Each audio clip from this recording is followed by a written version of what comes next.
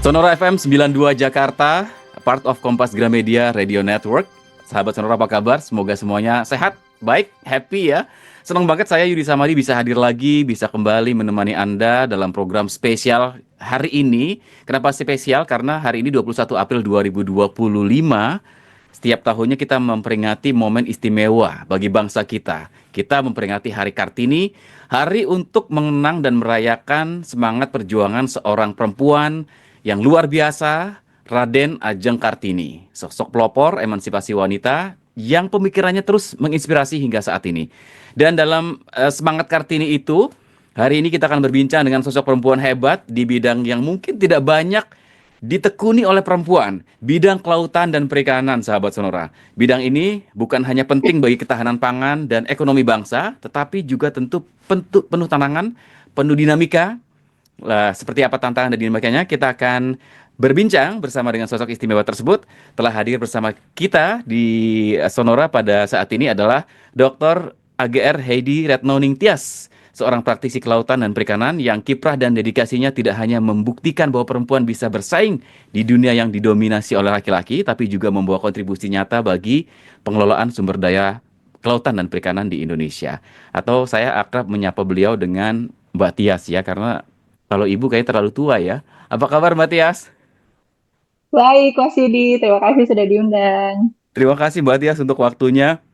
Dan Heidi Ratnaning Tias, 7 tahun ini berpengalaman meneliti di bidang ilmu kelautan bersama rekan-rekan di IPB, kemudian juga beberapa tahun bekerja bersama dengan Wildlife Conservation Society dan Rekam Nusantara Foundation yang banyak bermitra dengan pemerintah, dengan Kementerian Kelautan dan Perikanan, stakeholders lainnya di bidang perikanan dan kelautan untuk meningkatkan pengetahuan dan juga tentu saja meningkatkan produksi perikanan Indonesia serta keberlanjutannya. Ini penting ya, sahabat Sonora. Kita akan langsung saja berbincang bersama dengan beliau dalam momentum Hari Kartini ini.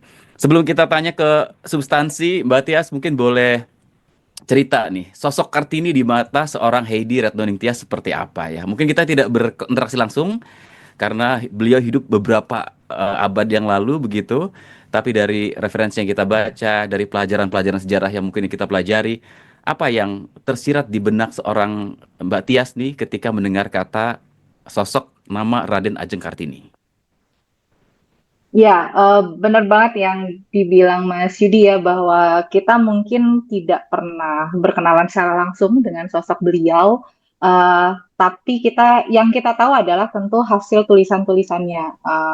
Kita sudah sangat familiar sekali ya, dari gelap terbitlah terang itu, dan itu yang menurut saya sangat menginspirasi karena kalau boleh saya menyimpulkan inspirasinya adalah out of the box gitu, thinking out of the box gitu, Hmm. karena dia bisa berpikir atau beliau bisa berpikir atau melakukan sesuatu yang di luar apa ya istilahnya, yang orang lain tuh belum berpikir ke arah sana, tapi Hmm. beliau sudah bisa mulai berpikir untuk melakukan hal itu.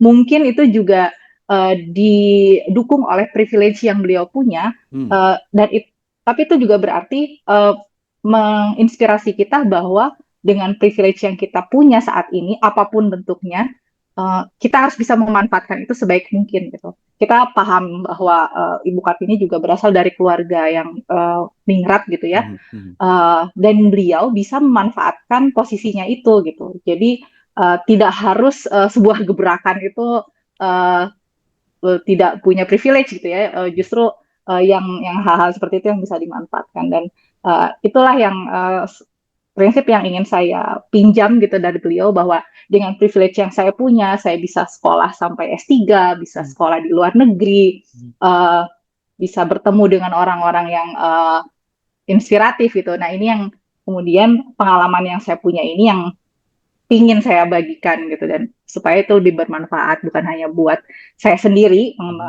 tapi juga orang-orang di sekitar saya. Gitu sih, Mas. So, next question adalah kenapa bidang ilmu kelautan dan perikanan yang dipilih Mbak Tias untuk ditekuni eh dalam rangka terinspirasi dari sosok Kartini ini? Ya sebenarnya kalau kenapa memilih bidang ini sih sebenarnya memang nggak terlalu berhubungan ya. Cuman jujur aja pada saat itu memang yang kepikiran saya adalah bidang apa sih sebenarnya yang jarang banget orang minat di situ gitu. Hmm. Sebenarnya itu bagian dari strategi supaya diterima ya, karena waktu itu kan kompetisi ya. Waktu itu kalau di lacak balik ke belakang gitu itu kan memulai bidang saya memulai bidang kelautan itu kan pada saat saya kuliah di IPB, Hmm. Hmm. dan waktu itu kan karena diundang, karena masuknya melalui jalur undangan, saya semacam berstrategi gitu ya, bidang apa yang eh, mungkin orang nggak banyak memilih, tapi sebenarnya kita punya peluang Hmm. ya more or less karena nyambung gitu ya, karena cukup prospektif gitu. Hmm. Kita tinggal di Indonesia, punya sumber daya laut, Tuh. oh berarti kayaknya bidang kelautan ini mungkin cukup prospektif gitu untuk Hmm. ditekuni, dan memang ternyata benar sih. Hmm. Hmm. Alhamdulillah diterima. Dan luar biasa konsisten sampai saat ini S1, S2, S3 Iya, di bidang yang betul, sama ya. betul. Karena ternyata memang menarik dan Hmm. eh, tantangannya karena itu tadi ya, karena ternyata pada saat itu mungkin sedang berkembang dan sampai saat ini juga masih berkembang sehingga day by day itu, day to day itu challenge-nya, Hmm. kemudian perkembangannya itu tuh ada aja gitu. Jadi Hmm. sehingga ya membuat saya tuh lebih eh, pengen terus ya sih sebenarnya. Mhm. Nah, di dalam bidang kelautan dan perikanan ini, setelah Mbak Tias menekuni bidang ini bertahun-tahun begitu, ada challenge yang tadi disebutkan itu apa? Seperti apakah ada juga mendapat pengaruh dari budaya patriarki di mana mungkin Mbak Tias mendapatkan diskriminasi dari stakeholders yang lain sebagai seorang perempuan, sebagai praktisi. Ini kan kalau kita bicara kelautan perikanan kan luas ya, dimensinya dari mulai budidaya, penangkapan sampai ke apa namanya? Pengolahan hasilnya gitu. Gimana Mbak Tias melihatnya? Eh, Bentar Mas ya. Saya tadi agak ini. Bisa diulang mungkin satu-satu Mas Ya, pertanyaannya. jadi Apa tadi kalau yang kita bicara challenge nih Mbak Tias, challenge-nya kan apakah dalam budaya Challenge-nya patriarki, ya, ya challenge-nya, betul. terutama di dunia budaya kita yang masih patriarki ya, Mm. ini apakah ada perlakuan-perlakuan yang seksis misalnya yang dialami oleh Mbak Tias sebagai seorang perempuan yang terjun di bidang yang didominasi oleh laki-laki Mbak Tias? Kalau saya pribadi, alhamdulillah tidak pernah mengalami hal tersebut ya. Memang banyak di banyak kesempatan Mhm. kita berada di atau saya sebagai perempuan gitu ya berada di situasi yang didominasi oleh laki-laki gitu. Tapi sejujurnya tidak pernah ada apa ya istilahnya ya mungkin tekanan atau hal-hal atau situasi yang sulit yang disebabkan karena saya perempuan gitu. Hmm. Kalau menurut saya sih tidak seperti itu. Memang uh, secara personal memang saya merasa harus harus punya effort yang lebih kuat gitu, Mhm. seperti itu. Ya, ya saya sepertinya kalau secara pribadi sih seperti itu ya Mas ya. Cuman memang kalau kita melihatnya lebih generik lagi, lebih umum lagi, memang keterwakilan Mhm. perempuan itu memang masih sangat kurang gitu. Uh, Nah, ini tuh memang banyak sekali pasti ya faktornya. Bisa Mhm. jadi aksesnya juga terbatas, kemudian banyak perempuan yang juga punya, bukan punya ya, mungkin tugas-tugas domestik Ya, ya, seperti ya. itu juga cukup bisa dibilang menghambat atau Mhm. mengurangi waktu mereka untuk bisa lebih banyak uh, apa eksis gitu di ruang-ruang publik gitu. Karena memang dalam banyak hal uh, komunikasi yang dibangun di ruang publik itu uh, cukup menyita waktu ya. Mhm. Mhm. Jadi bisa dari kalau misalnya kita bicara 24 jam tuh ya cukup menyita waktu gitu kalau bisa saya bilang ada lobby-lobby atau misalnya ada diskusi-diskusi yang Mhm. uh, berlangsung di luar jam kerja misalnya, Mhm. sehingga ketika perempuan atau ketika seorang perempuan sudah menjadikan waktunya untuk bekerja sampai jam segini, tapi kemudian masih ada diskusi lanjutan uh, yang apa namanya ya, yang akhirnya dia nggak bisa ikut, Oh, kemudian iya, iya, iya. kemudian seperti tertinggal gitu ya Mhm. informasinya, sehingga apa namanya ya itu yang membuat aksesnya juga jadi akhirnya berkurang gitu. Seperti Mhm. itu sih, Mas. Jadi ada semacam kewajiban lain yang nggak bisa ditinggalkan di rumah gitu ya, di jam I- jadi harus pulang begitu ya. Ya, Akhirnya tidak. sebenarnya itu mungkin bagian dari feeling of responsibility Iya, aja iya. sih ya, Mas, ya, Nah itu betul. bagus, perempuan tuh luar biasa itu tuh punya sensitivitas itu gitu Mbak Tias. Iya, meskipun dia sebenarnya dia bisa saja gitu, Iya, iya, tidak iya, iya. melakukan itu kan, tapi Mhm. kemudian dia memilih untuk melakukan itu, gitu. Artinya Mbak Tias, support system menjadi penting ya. Betul, iya Dukungan betul banget. keluarga, mungkin Iya. suami, anak, atau keluarga yang lain. Nah kalau Mbak Tias sendiri sampai akhirnya bisa ada di titik ini, seperti apa support system yang ada di sekitar Mbak Tias mendukung karir Ya. Mbak Tias? Wah, itu alhamdulillah ya, itu salah satu lagi-lagi itu salah satu privilege yang saya punya gitu ya. Hmm. Punya pasangan yang mendukung gitu, punya anak yang alhamdulillah kooperatif Hmm. gitu, dan tentunya lingkungan keluarga yang bukan hanya keluarga inti ya, tapi extended Ya, family juga ya. mereka paham dengan apa yang saya kerjakan dan tidak ada masalah gitu dengan keterlibatan saya di ruang publik. Mhm. Eh, itu yang saya pikir semacam luck ya, either luck atau privilege yang saya Mhm. miliki gitu. Karena tidak semua orang yang mungkin kapasitasnya malah lebih bagus dari saya gitu ya, tapi Mhm. kemudian tidak didukung oleh baik keluarga atau lingkungan Mhm. sekitar. Ya, maksudnya kalau secara praktis memang dari mulai apa namanya, dari mulai saya memutuskan untuk sekolah master pun Mhm. dari suami sudah mendukung, kemudian pada saat sekolah S3 pun dia Mhm. tetap mendukung dengan mengikuti saya ke Jerman gitu, kemudian bersama-sama dengan keluarga kami ke sana gitu, dan itu sangat Ini ini sekali sih, ini seperti mendukung jadi banget. message ya untuk para suami atau yang Iya, betul kira-kira banget. istrinya punya potensi sebetulnya ya harus diberikan ruang ya untuk bisa Iya. mengembangkan karirnya gitu ya. Mbak Tias, kita bicara tentang kebijakan policy karena Mbak Tias beberapa kali bersentuhan mungkin dengan pemerintah gitu ya dengan stakeholders bidang kelautan perikanan. Apa dukungan kebijakan terhadap pemberdayaan perempuan di sektor kelautan perikanan itu sudah cukup memadai saat ini atau seperti apa Mbak Tias? Ya, sebenarnya sejujurnya itu yang sedang saya sendiri pelajari sih, Mas. Hmm. Karena memang baru bisa dibilang buat saya ini juga hal baru ya untuk mainstreaming gender gitu, baik di lingkungan kerja maupun maksudnya di lingkungan kerja internal kami di Hmm. sini ataupun dalam jejaring yang lebih luas gitu. Em, Ya, ini suatu hal yang memang baru saya pelajari berdasarkan teori gitu. Bagaimana Hmm. sih teorinya, kemudian bagaimana implementasinya gitu. Eh, saya bisa dibilang tidak punya kompetensi sih sebenarnya untuk menjawab Hmm. ini. Hmm. Hmm. Tapi itu adalah satu hal yang menurut saya harus semakin di apa ya, orang harus semakin lebih aware gitu. Hmm. Hmm. Kadang eh, perempuan sendiri, meskipun dia sudah berada di top position gitu ya, misalnya Ya. di institusi lain, dia juga belum ada beberapa yang mungkin masih belum aware gitu dengan isu gender Hmm. equality ini gitu. Karena mungkin terbiasa dengan Hmm. lingkungan yang seperti itu, kemudian tidak menyadari bahwa ada bagian-bagian yang harus lebih diperhatikan. Nah, itu yang saat ini saya pribadi sedang belajar, dan apa namanya, institusi kami di Yayasan Rekam juga Hmm. sedang memperkuat bagian itu gitu, baik di internal maupun dalam implementasi kerja-kerja kami. Ya, kalau boleh cerita Mbak Tias, aktivitas bersama Rekam Nusantara Foundation ini seperti apa gitu ya, dan bersentuhan dengan nelayan, masyarakat pesisir, terutama untuk perempuan ini seperti apa Mbak Tias? Boleh cerita mungkin?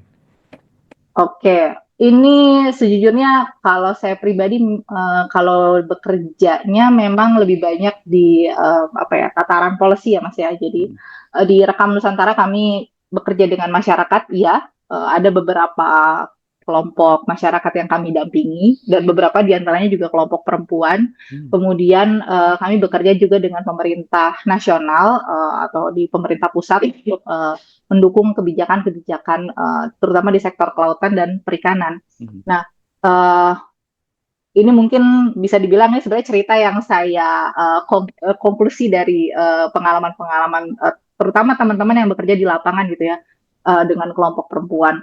Ya, unik sih memang apa namanya, ritme atau dinamika bekerja dengan kelompok perempuan gitu di lapangan. Karena misalnya nih ya, contoh kasus saja misalnya Hmm. kalau misalnya kita ngadain pertemuan, kita mengadakan pertemuan di balai desa misalnya, Mhm. mengundang masyarakat sekitar, eh, ibu-ibu ini diundang juga tentunya, Mhm. tapi kemudian agak tricky misalnya, oh waktunya tuh malam ya, wah kalau malam kan kami harus menjaga anak-anak gitu. Padahal Oh. sebenarnya kita pengen seinklusif mungkin gitu.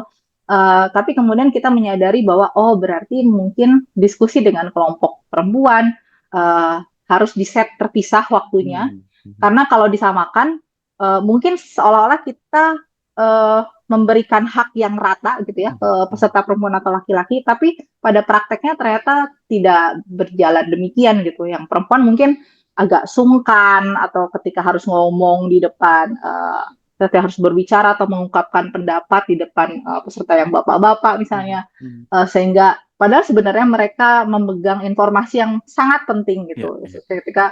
Sehingga oke mungkin kita harus set pertemuan dengan kelompok di waktu yang terpisah gitu dan dengan Mhm. lebih pendekatannya lebih informal, misalnya lebih Mmm. mendatangi mereka di saat mereka sedang beraktivitas di rumahnya seperti itu. Ya kalau misalnya tadi yang untuk di lapangan, kalau misalnya untuk yang di berbicara apa dengan bekerja dengan sektor kebijakan Mhm. di nasional, nah kalau ini mungkin cenderung lebih apa ya, lebih berbeda gitu karena Mhm. mereka kan punya range waktu yang hampir sama gitu, jam Mhm. kerja ya semuanya ada di situ gitu, sehingga tidak terlalu tricky untuk mengatur pertemuan atau berdiskusi atau apapun. Mhm. Ya pengalamannya seperti itu sih Mas.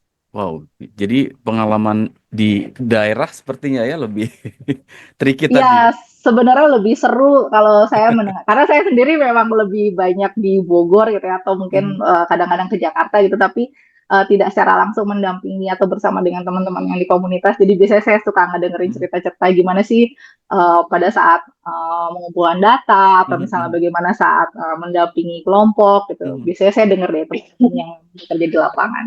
Mhm.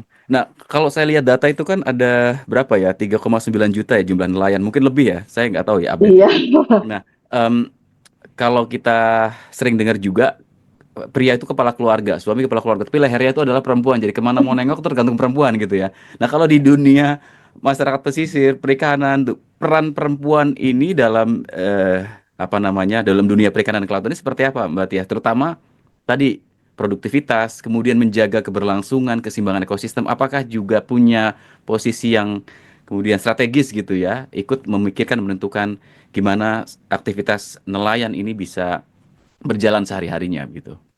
Nah, itu yang saya tadi mengangkat apa ya pancingan yang cukup Hmm. menarik dari Mas Didi karena kalau kita berbicara peran atau ya kalau kita berbicara tentang peran perempuan itu perannya sangat besar dan Hmm. range-nya itu sangat lebar gitu dari yang Hmm. memang mereka melakukan kegiatan perikanan atau budidaya itu sendiri benar-benar mereka yang melakukan Hmm. atau mereka yang memegang kendali dalam transaksi keuangan. Oh, Itu kan sangat oke. strategis ya. Tapi Betul. kalau bicara posisi, nah ini Hmm. kadang-kadang balik lagi tricky gitu karena posisinya informal, tapi Hmm. perannya sangat krusial gitu. Nah, Jadi tidak terlalu memegang. Mesti jadi kalau kita bicara tentang struktur organisasi, pasti yang kritikal atau krusial itu kan pasti ketuanya misalnya ya. hmm. Hmm. Nah, benar tadi yang dibilang sama Mas Yudi, memang kepalanya tuh laki-laki Laki-laki. gitu, tapi peran pentingnya sebenarnya meskipun posisinya informal, tapi peran krusialnya itu ada di mereka. Kalau Oh. kita jalan-jalan ke Pantura, Hmm. eh, pantai utara ya, pantai Hmm. utara Hmm. Jawa, itu kan Hmm. banyak pelabuhan-pelabuhan ya. Betul, betul. Nah, di pelabuhan-pelabuhan itu biasanya pagi-pagi itu kapal datang Hmm. nurunin ikan Hmm. untuk kemudian dilelang ya. Ada yang Hmm. dilelang atau ada yang memang sudah ada pembelinya. Dan semua yang menunggu Hmm. di pinggir pelabuhan Hmm. untuk menghitung dan membeli ikannya itu perempuan. Oh. Itu semua perempuan. Wow. Jadi pagi-pagi itu kita akan melihat ibu-ibu itu udah standby. Oh, itu biasanya ibu-ibunya beda tampilannya Mas. Jadi dari tampilannya itu necis gitu loh, Wow. kayak mau lebaran gitu ya. Karena itu bisa jadi memang status sosial ya. Jadi memang beliau yang memang punya peranan penting di situ. Jadi begitu ikan itu diturunkan, yang nurunin ikan, yang kerja kasarnya itu laki-laki semua memang ya. Hmm, hmm. Kalau konteksnya di pelabuhan, ya begitu ikannya turun, yang nawar, yang memutuskan harganya, kemudian yang apa namanya akhirnya deal gitu ya dengan transaksinya itu semua perempuan Wow. gitu. Jadi Sestrategis itu ya. sestrategis itu, tapi ya itu tadi tidak terbaca dalam struktur apapun Betul, gitu. Mereka betul. mungkin gimana ya kalau dibilang nelayan juga mungkin tidak melakukan penangkapan ikan, Mm-mm. tapi semua transaksi yang di pelabuhan itu di dikendalikan itu oleh perempuan gitu.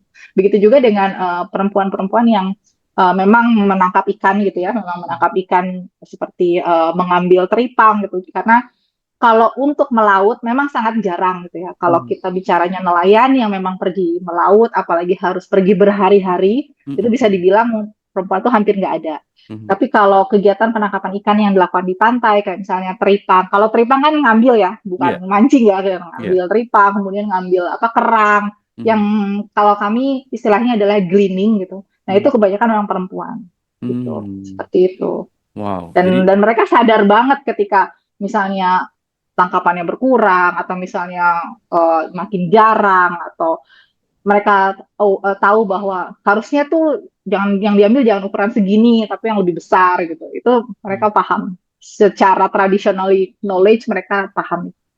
Ini saya bisa memahami tadi kalau Mbak Tias cerita bahwa justru kalau rapat-rapat bersama mereka, justru ibu-ibu lebih ngerti masalahnya ya di Sebenarnya mereka pesisir itu. ngerti ya, cuman mungkin pada saat mengungkapkan pendapat, entah sungkan Mhm, atau ya mungkin itu balik lagi ke tradisi atau kebiasaan di kampung atau di tempat tersebut ya Mas ya. mhm. Sehingga informasinya malah tidak tergali gitu. Padahal sebenarnya Itu mereka dia. paham. Apa yang dilakukan untuk bisa mereka tuh berani bicara, Mbak Tias, biasanya? Supaya mereka lebih, ya tadi, supaya kita bisa mendapatkan informasi yang utuh, yang menggambarkan kondisi real sebenarnya gitu ya. Eh, Ya di, lebih ke apa namanya ya merancang pertemuannya dibuat informal oke. Mhm, atau ya benar-benar pendekatan secara personal mhm. itu lebih makanya kenapa saya senang banget kalau mendengar cerita dari teman-teman yang di lapangan karena memang mereka ini kayak tinggal bersama dengan mereka atau dengan Ya. dengan masyarakat gitu ya. Jadi beda ceritanya ketika kita datang kucluk-kucluk gitu, Mhm. seorang baru kemudian tiba-tiba pengen nanya ini itu mungkin jawabannya akan Beda ya. sangat standar ya, kayak Mhm. begitu. Mereka tinggal di sana, kemudian melihat keseharian, menggali informasi secara personal. Nah Mhm. itu ceritanya bisa lebih keluar gitu. Jadi harus nyatu dulu, baru keluar tuh yang aslinya gitu ya. Memang idealnya seperti itu sih ya. Karena pasti orang juga pengennya merasa nyaman dulu untuk bercerita kan ya. Betul, betul, betul. Wow, tantangan juga bagi seorang peneliti ya, Mbak Tias ya. Iya, betul. Eh, Betul banget, Mas. Kementerian Kelautan Perikanan nih, Mbak Tias, sebagai stakeholders yang ada di pusat gitu ya. Ini kan beberapa kali berganti gitu ya, pimpinan gitu ya. Pernah juga dipimpin oleh seorang perempuan gitu ya. Ada beda nggak sih yang Mbak Tias lihat gitu ya? Ketika misalnya perempuan yang memimpin dan laki-laki yang memimpin gitu ya. Kalau dari sisi perempuan yang dianggap lebih punya sensitivitas, punya kepekaan, punya empati begitu ya. Seperti apa Mbak Tias melihatnya gitu ya? Hmm, kalau saya boleh bicara sebagai perempuan sendiri gitu ya, maksudnya pasti saya merasa sangat berbeda gitu ya pendekatannya. Em, apa ya, betul yang tadi Mas Yudi bilang gitu, at some points gitu dalam beberapa hal lebih sensitif gitu, eh, meski lebih responsif juga kadang. Saya tidak akan menyatakan bahwa apakah ini jelek atau buruk Mhm, atau baik mhm. ya gitu. Iya. Tapi memang perbedaannya kadang-kala memang responsif. Memang responsif juga kadang orang mengartikan dengan jelek gitu ya, tapi sebenarnya enggak juga gitu. Pada saat ada isu yang urgent kan memang kita harus responsif gitu. Betul. Nah seperti itu mungkin lebih responsif. Kemudian uh, kalau saya sendiri sih apa ya namanya ya mungkin kalau perempuan tuh inginnya kan mengkomunikasikan banyak hal gitu segala Mhm, sesuatu gitu ya baik masalahnya udah selesai atau belum mhm. komunikasikan dulu gitu. Nah saya sih sempat di kepemimpinannya Bu Susi itu merasa bahwa uh, jika ada sesuatu kejadian gitu, eh, kita tuh bisa dapat segera informasi Informasi. atau respon atau tanggapannya Mhm, gitu, mhm, sehingga paling tidak kita tahu bahwa memang pemerintah aware dengan isu ini gitu. mhm, Seperti mhm. itu sih Mas yang saya tangkap gitu. Mungkin karena sama-sama perempuan kali ya, jadi pandangannya ngerasanya lebih nyaman seperti itu gitu. Itu kayaknya Meskipun mungkin harapan. orang bilang kayaknya terlalu responsif dan tapi saya nggak peduli sih. Tapi itu harapan kita juga kalau kita kerja di media tuh, informasi itu penting gitu kalau cepat gitu ya, karena publik juga Mm-mm. berhak tahu kan begitu Iya, kebijakannya maksudnya seperti apa. walaupun apakah itu sudah final decision atau belum, tapi kan kalau saya pribadi memandang ya pemerintah perlu mengkomunikasikan prosesnya, Hmm, bukan hanya hmm. hasil gitu. Jadi Betul, ya betul, betul. gitu. Ya. Dan selain persoalan komunikasi, Mbak Tias, apa sih yang kemudian dukungan yang perlu ditingkatkan, baik dari pemerintah agar kalau kita bicara perempuan nih peran di bidang sektor kelautan dan perikanan ini bisa semakin meningkat, semakin lebih berdaya gitu, Mbak Tias. Hmm, gimana ya, Mas? Kalau saya sebenarnya menurut saya em, kalau dari kebijakannya sebenarnya kalau menurut saya ya Mas ya, kalau dari kebijakannya sudah cukup baik gitu ya. Hanya bagaimana memotivasi Hmm, eh, individu-individu ini untuk berani mengambil posisi itu gitu. Kadang dari sisi kebijakannya sebenarnya tidak ada yang menghalangi, tidak ada yang menghalangi keikutsertaan perempuan atau keterlibatan perempuan, tapi willingness atau tekad dalam individunya ini yang harus di. menurut saya harus didorong gitu loh untuk Hmm, mengambil ini gitu. Jadi kita tidak bisa senantiasa bersandar pada kebijakan gitu, apalagi kalau memang kebijakannya sudah tidak ada masalah gitu, atau misalnya kebijakannya juga tidak apa ya, udah oke lah, udah cukup adaptif gitu. Tapi bagaimana mungkin orang-orang yang di posisi strategis ini bisa mendorong hmm, keterlibatan itu melalui motivasi yang mungkin sifatnya personal gitu ya, hmm, hmm, atau mungkin tidak hanya memotivasi isi individu ini, tapi juga memotivasi support sistemnya hmm, gitu. Support hmm, sistem, bagaimana support sistem ini bisa mendukung perempuan-perempuan ini untuk mau mengambil posisi atau peran yang strategis itu gitu. Karena kadang-kadang hambatan terbesar itu ada di dalam diri sendiri sih. hmm, hmm, hmm. Kadang kita sendiri mungkin merasa ragu, Iya, iya. bisa nggak ya gitu, Hmm, apakah apa namanya, apakah saya pantas gitu hmm, seperti itu. Nah, sebenarnya hambatan-hambatan seperti ini yang menurut saya, menurut pandangan saya sih lebih besar porsinya hmm, ketimbang dari hambatan yang sifatnya eksternal gitu. hmm.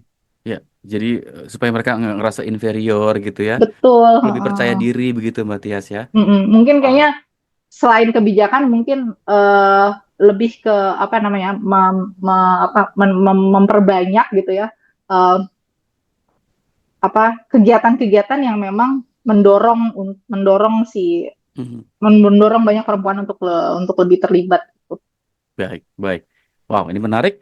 Keterlibatan menjadi kata kunci ya supaya mereka lebih percaya diri. Semakin sering terlibat, mereka akan semakin terbiasa. Akhirnya mereka timbul mungkin Iya, confidence betul, levelnya. betul, Ya, betul, dan betul ya banget. ini memang bukan hanya tanggung jawab pemerintah, tapi juga semua pihak ya, stakeholders, pemangku kepentingan di bidang kelautan dan perikanan ini. Termasuk mungkin Iya. teman-teman di Rekam Nusantara Foundation Oh ya, iya benar Mas. bermitra dengan pemerintah. Saya kalau nggak didorong sama teman-teman di sekeliling saya untuk mau mengambil posisi atau mengambil peran itu juga mungkin saya nggak terlalu pede gitu ya. Tapi saya Ya, menyadari ya, ya. bahwa ternyata hambatan apa selain dari kalau kebijakan nggak ada masalah gitu, karena biasanya juga kebijakan itu tidak ada gitu ya, kebijakan harus harus perempuan harus laki-laki gitu misalnya, Mhm, kan mhm, hampir kita nggak pernah ketemu lagi, tapi kemudian memberanikan diri untuk mhm. mengambil itu tuh ternyata butuh dukungan dari diri sendiri dan orang-orang yang terdekat paling nggak gitu.